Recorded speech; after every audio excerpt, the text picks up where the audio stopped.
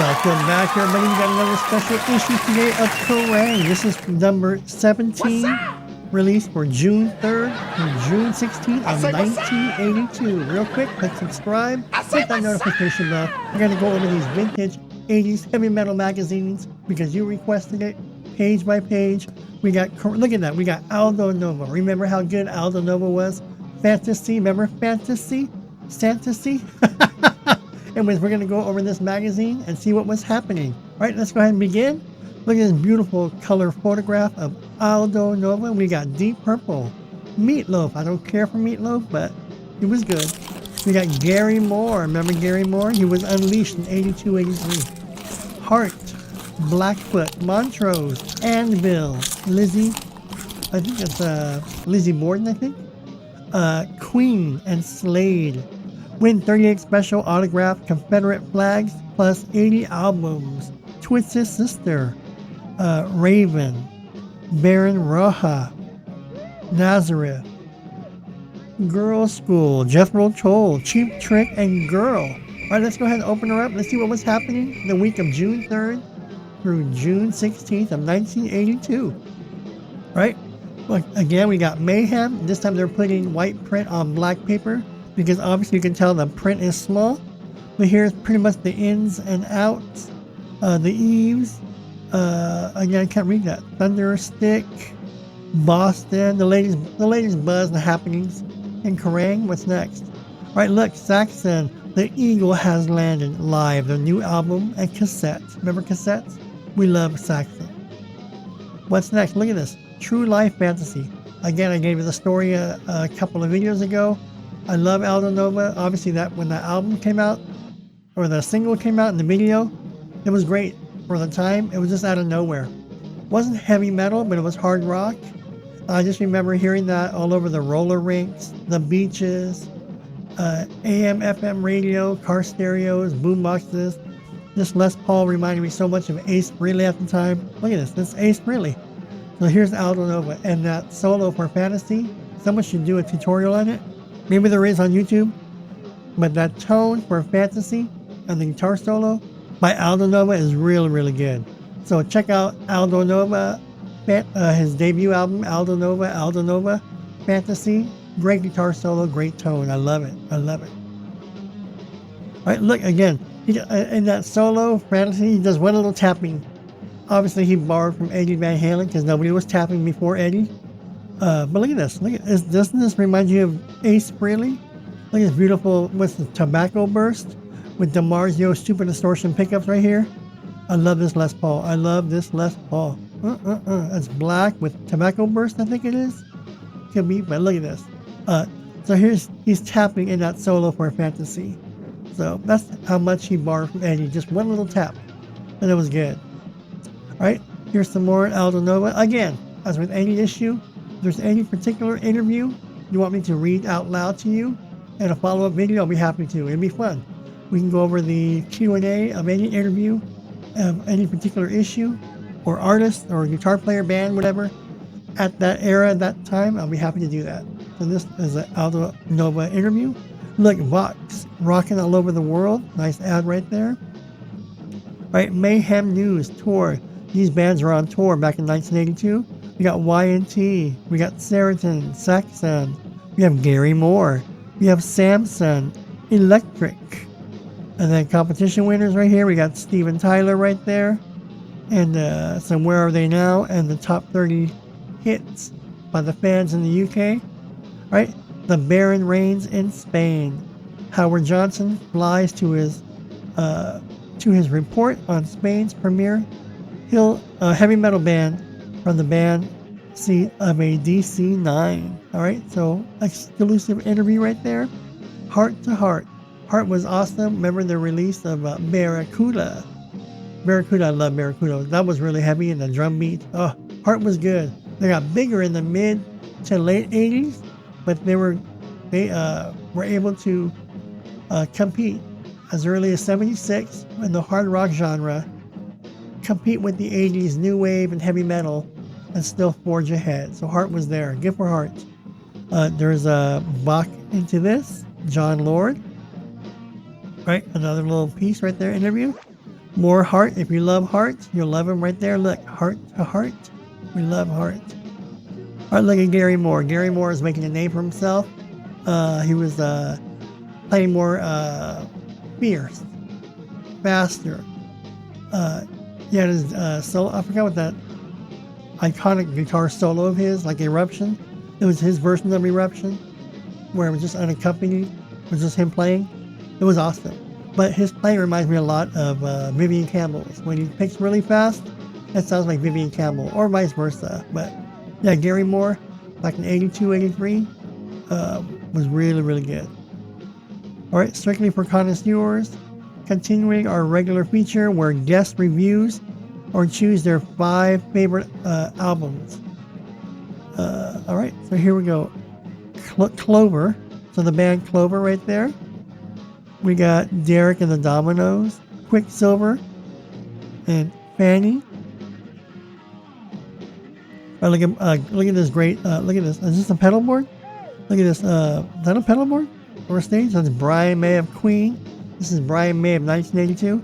To his credit, he's never played, I don't believe, any other guitar on stage with Queen other than his own guitar that he built and made. This model right here, the Brian May model, whatever you want to call it. I've never seen it with a Les Paul or Stratocaster or any other type of Gibson or Fender, but his own.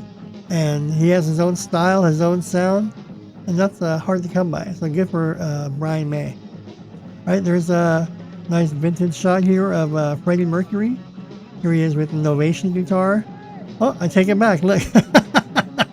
What's this?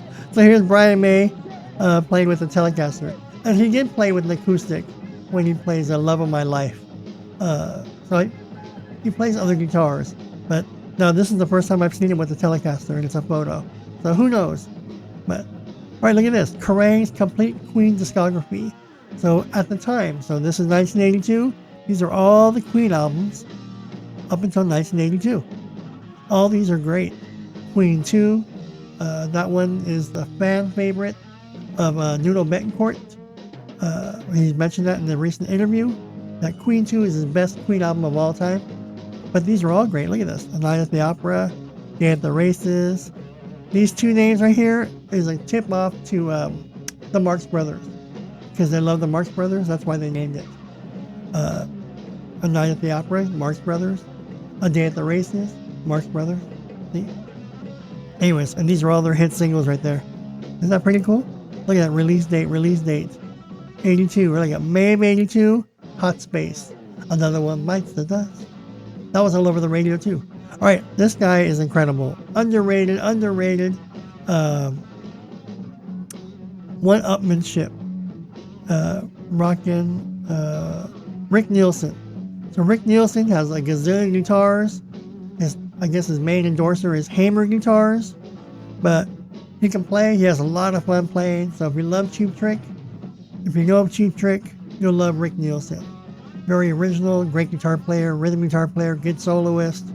I've seen him online on YouTube. A great interviewer, down to earth, very humble, very, very humble. But check out his interviews on YouTube. You can find them. Rick Nielsen, Cheap Trick interview, and you'll see them currently. And he's showcasing all his guitars and stuff like that. Like, oh, underrated. All right, who's this? Can't read that. All right, so the cuts. 38 Special, awesome album from 1982, Oyster Cult. And we got Hot Shower. What else? We got Raven. Again, that's one of the bands I have to listen to. Someone basically turned me back on to a Demon, Remembrance Day or something like that. And so I did check out Demon. So if you're out there, you're watching this episode of Kerrang, I did check out Demon. And yeah, that song, that track, Remembrance Day or something like that, Remembrance. It was an awesome song. And I'm a big fan now of Demon. So if you're out there, you heard of Demon, check them out. Well, obviously you already have. If you haven't, like me, and this is 2025, I was going back to their 1982, 81 releases. And now I have to go check out their discography and see if I can get my hands on some Demon. But I just never heard of them in the 80s. But apparently, if you really were into heavy metal, you knew of Demon. I did not know of Demon. My bad. Alright, Armed and Ready, Panzer Division, Dealer. Next issue, Kerrang on sale June 17th. So these are bands that fizzled, made it, or whatever. I never heard of Dealer and Panzer Division. Again, this magazine was released in the UK, so I'm sure there were a lot of up-and-coming bands in the UK, England, Europe, trying to get signed by record labels in the US and crossover. Out and Out Metal, 38 Special, Doc Holliday, Myofist. 38 Special, they were huge for like about 2-3 years. Hit after hit after hit. They were all over the radio and MTV. Alright, Deep Purple. Again, remember we were talking about Deep... Okay, this is Deep Purple. By this time, though, Rainbow was already with Richie Blackmore and Jolene Turner. So here's Deep Purple. This is the new lineup now of Deep Purple. So where are they now? Look. I don't know who the singer is. Now, obviously, forgive me, because that's where you tear it up right there. But there you go. This is Deep Purple, right?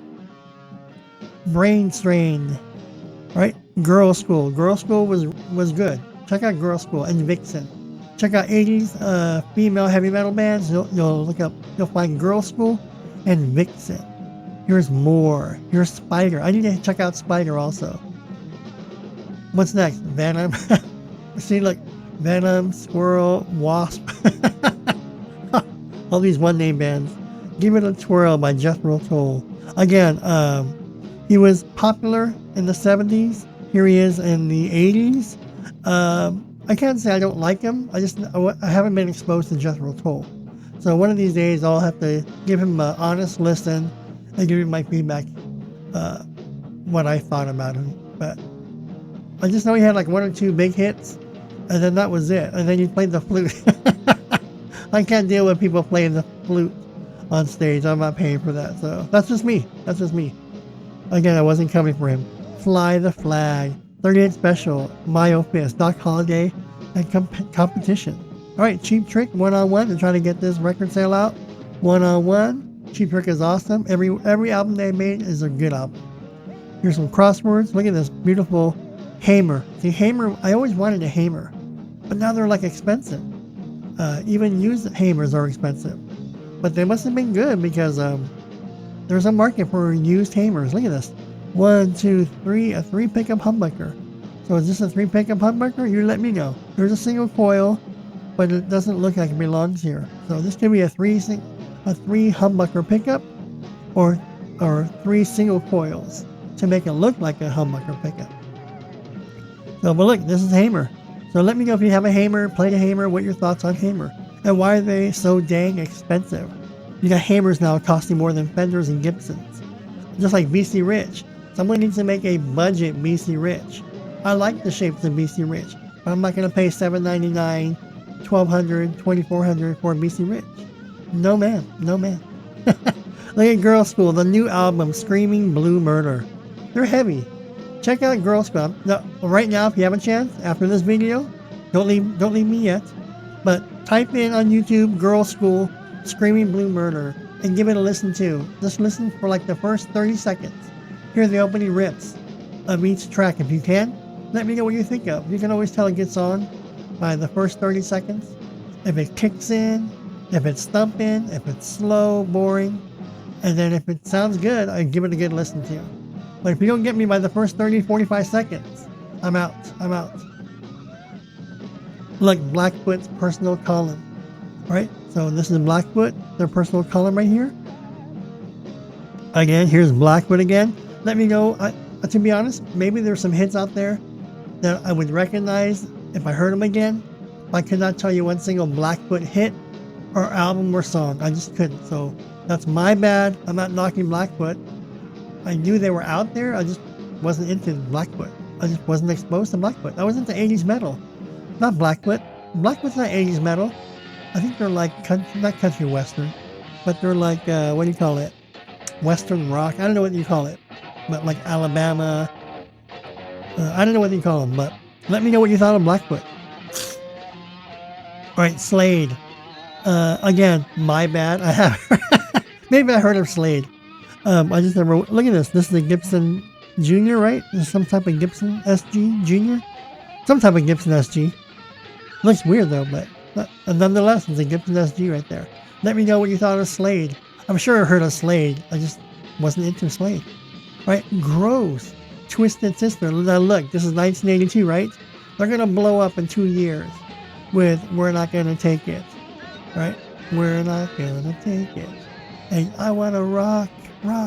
So little do they know that right now they're paying their dues. They got a big following, but they just haven't crossed that threshold yet. But with those 2 videos and MTV, they're going to explode. And they're going to be on every single radio station. MTV is going to play the heck out of this video. I remember I was in Monterrey, Mexico in the summer of 84. The summer of 84 or the summer of 83? It could have been the summer of 83. I forget. You guys tell me. It was either the summer of 83 or the summer of 84 when We're Not Gonna Take It and I Wanna Rock was out. And it was awesome. It was played in Mexico. I would get into buses or taxi cabs in Monterrey, Mexico, and you hear Twisted Sister, and we're talking in Spanish. But my family and I were talking in English, saying, turn it up, because it was Twisted Sister. It was awesome. Look at Twisted Sister, look at this. And had that on guitar. Look at Thin Lizzy, look, Thin Lizzy.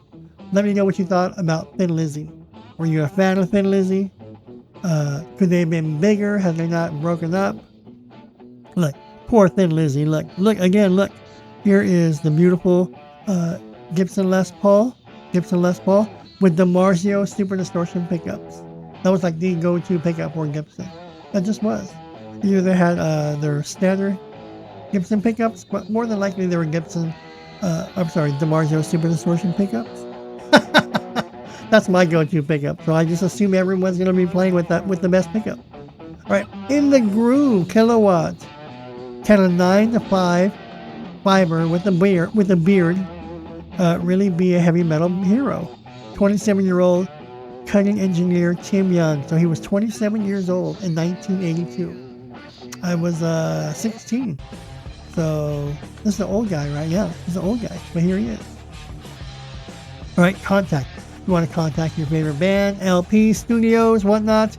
This is where you do it, right there. This is how you do it. All right, what's next?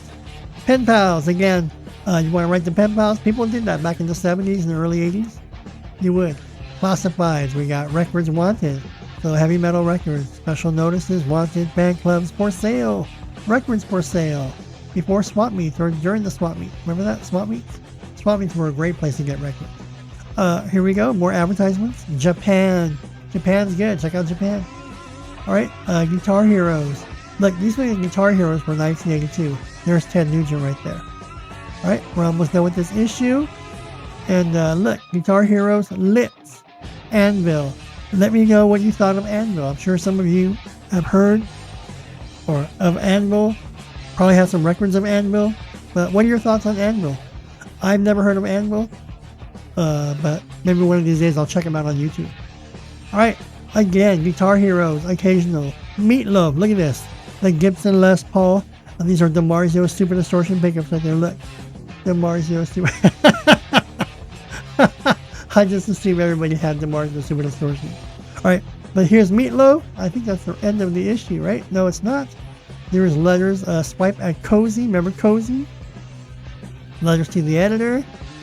More letters to the editor. Battle of the Bands right here. Masters of Molten Metal. Beware. Revenant. What else? Alright, this must be the end of the issue, right? Let me see. Yeah, it is. Alright.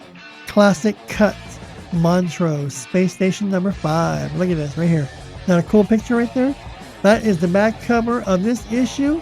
Let me know your thoughts on the bands in this issue of Deep Purple, Meatloaf, Gary Moore, Heart, Blackfoot, Montrose, Anvil, Lizzy, Queen, and Slade, and Aldo Nova. What were your thoughts on any of these bands or artists? Give me your thoughts below. And that is it for the issue number 17, released June 3rd of 1982.